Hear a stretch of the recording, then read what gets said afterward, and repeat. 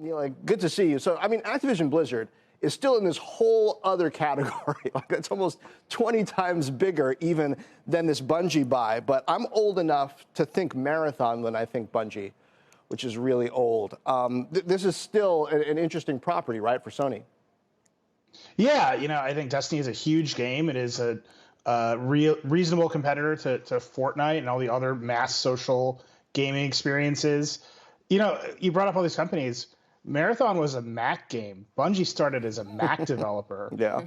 Halo was demoed at Macworld 99. Like, Apple has to make a play here. It's funny that they've missed it for so long. They missed it with Bungie itself, which went to Microsoft back in the early 2000s. So I think there's a lot more consolidation in the space. And fundamentally, what's driving it all is the battle for attention, the battle for time, especially as these games become commercial platforms unto themselves, where people are doing lots of transactions in the games. That becomes very lucrative over time. Wait, did you say Apple has to make a move here? It seems like Apple's move was the App Store, because they're getting paid by everybody who wants to be in mobile gaming. I don't know if arcade is quite the answer that they were looking for platform-wise to take that to another level.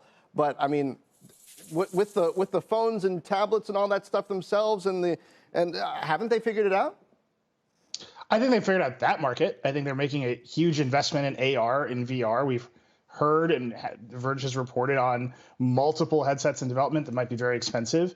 You know what you can't do while you're playing a game? You can't check your phone.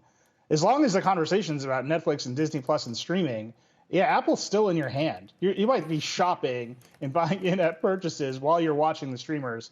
You're playing a game, that phone's not in your hand, regardless of whether it's a console or AR glasses. So I think as Apple ramps up its ambitions in AR and VR, they are going to need a property that gets people gaming consistently, the way that all of these other companies are finding the biggest properties they can and going after them aggressively. Right. At the same time, we know that Apple doesn't make those kinds of huge acquisitions we've seen from some of the other players. And for the ones that might, like in Alphabet, there's that antitrust scrutiny. Nilay, where could a surprise come from outside of the big tech space? A Disney, someone else who needs the eyeballs as well and needs to get into gaming?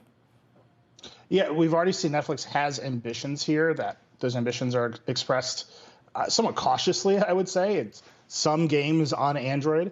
I think they need to make a bigger splash. They do need one of these major properties that demands repeat attention. I think you could also see, I think Bob Iger recently gave an interview to Kara Swisher. He said, I don't know if that's for us, but there's new leadership there and all of the hype is there. Also, all of the game studios that are independent want to sell. I think they are looking. The theory of the case here is that you might not be able to compete even at the scale of a Bungie or an Activision. You might not be able to compete with the platforms directly. So on an investment basis, the theory is bundling and self-preferencing.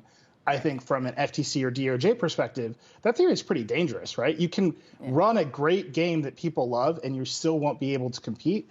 I think that's the tension here.